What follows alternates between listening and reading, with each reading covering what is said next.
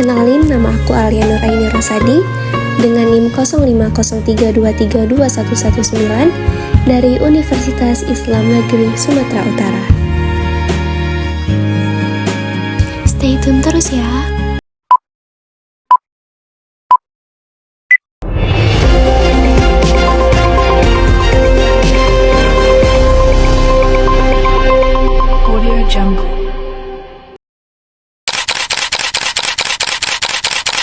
Bank Indonesia, BI memandang ketidakpastian ekonomi masih tinggi ke depan. Mengingatkan inflasi global yang masih tinggi. Pertumbuhan ekonomi global pada 2025 yang sudah juga bakal berpotensi sama seperti tapi posisi bunga acuan yang masih sulit untuk kembali ke awal.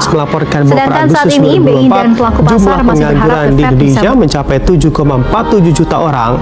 Realisasi ini lebih rendah 0,39 juta orang dibandingkan periode Agustus 2023. Pelaksana tugas Kepala BPS Amalia Adiringgar Widyasanti menyampaikan.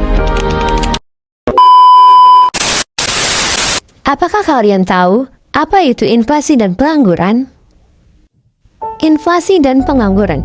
Inflasi adalah suatu kondisi di mana terjadi kenaikan harga barang dan jasa secara umum dan terus-menerus dalam suatu periode waktu tertentu.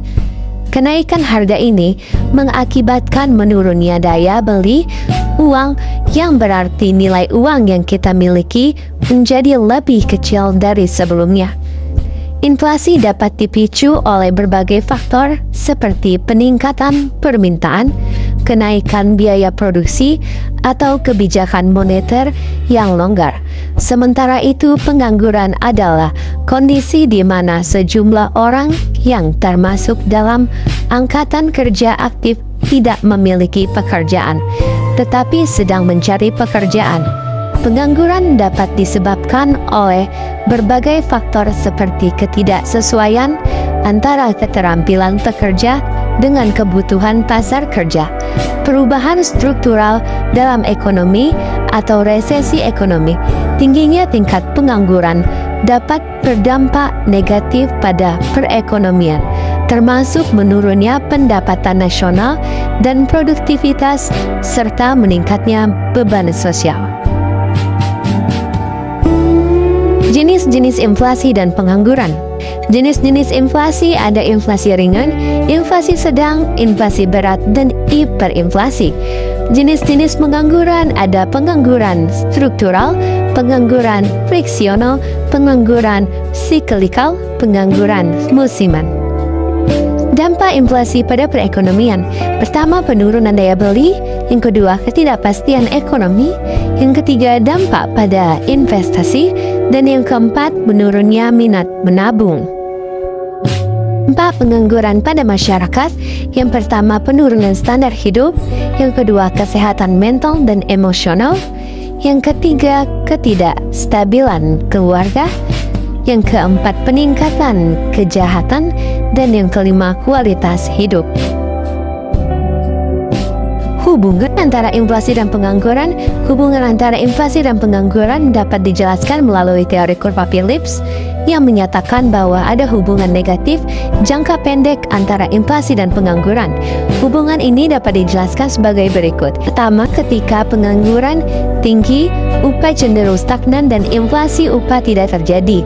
Yang kedua, ketika pengangguran rendah, pengusaha perlu membayar upah lebih tinggi untuk menarik karyawan sehingga inflasi upah meningkat. Yang ketiga, kenaikan upah akan menyebabkan kenaikan harga produk dan jasa. Pada akhirnya akan meningkatkan inflasi secara keseluruhan. Kebijakan pemerintah dalam mengatasi inflasi dan pengangguran. Yang pertama, penciptaan lapangan pekerjaan. Yang kedua, mengubah iklim investasi. Yang ketiga, menyebarkan beberapa langkah stimulasi ekonomi. Kemudian pengangguran dan kemiskinan lebih ditonjolkan karena di dalamnya terkandung dua aspek, yaitu masyarakat miskin bebas menentukan solusi pemecahan masalahnya.